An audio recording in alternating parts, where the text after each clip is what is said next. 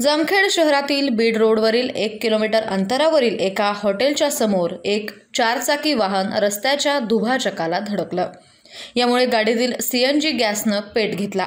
या अपघातात जामखेड शहरातील एका पान शॉप सेंटरच्या मालकासह जामखेडच्या एका पोलीस कर्मचाऱ्याचा गाडीतच जळून दुर्दैवी मृत्यू झाला।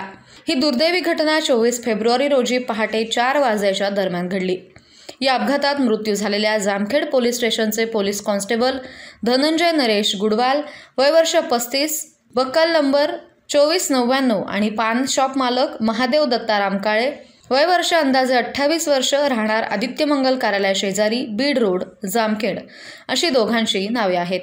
मयत महादेव काळे आणि पोलीस कर्मचारी धनंजय गुडवाल हे दोघे जण सोमवार 24 फेब्रुवारी रोजी पहाटे 4 वाजण्याच्या सुमारास 4 चाकी वाहनातून बीड रोडकडून जामखेड शहराच्या दिशेनं येत होते। यावेळी त्यांच्या 4 चाकी वाहनानं शहरापासून 1 किलोमीटर अंतरावरील एका हॉटेल समोरील दुभाजकाला जोराची धडक दिली। परिणामी सदरचे वाहन अत्याधुनिक पद्धतीचे असल्यानं गाडी लॉक झाली असल्याचा अंदाज व्यक्त केला जातोय। त्यामुळे गाडीमधील दोघांना गाडीच्या बाहेर पडता आलं नाही आणि त्यामुळे दोघांचा गाडीतच जळून दुर्दैवी मृत्यू झाला। घटनास्थळी अपघात झाल्यानंतर पोलीस कर्मचारी गुडवाल यांचा मोबाईल फोन हा रस्त्याच्या बाजूला पडलेला मिळून आला। घटनेची माहिती मिळताच सामाजिक कार्यकर्ते संजय कोठारी हे त्या ठिकाणी आले। यानंतर जामखेड पोलीस स्टेशनचे पोलीस निरीक्षक महेश पाटील यांनीही आपल्या सहकाऱ्यांसह घटनास्थळी धाव घेतली। तातडीने जामखेड नगर परिषदेच्या अग्निशमन दलाच्या वाहनास बोलवण्यात आलं।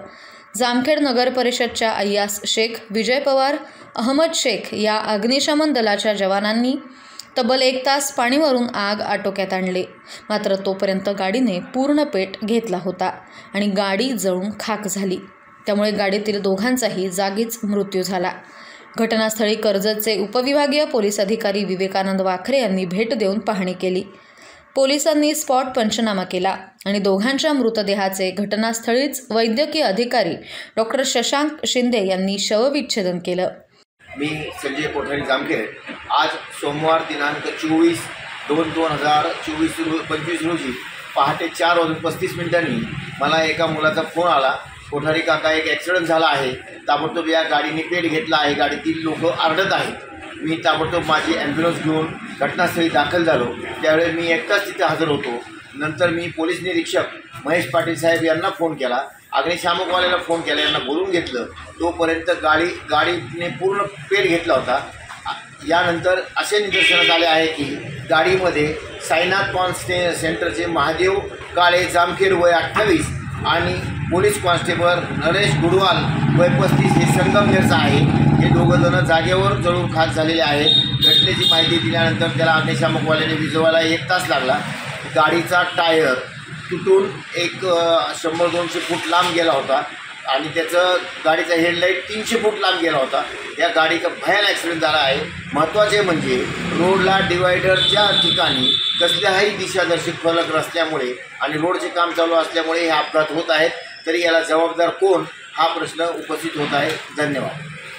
अपघातातील मयत महेश काळे याचे बीड रोडवर साईनाथ पान शॉप नावाचं दुकान आहे, तर धनंजय गुडवाल हे जामखेड पोलीस स्टेशनला पोलीस कॉन्स्टेबल म्हणून नोकरी करत होते। सदर घटनेचा तपास पोलीस निरीक्षक महेश पाटील यांच्या मार्गदर्शनाखाली जामखेड पोलीस करत आहेत।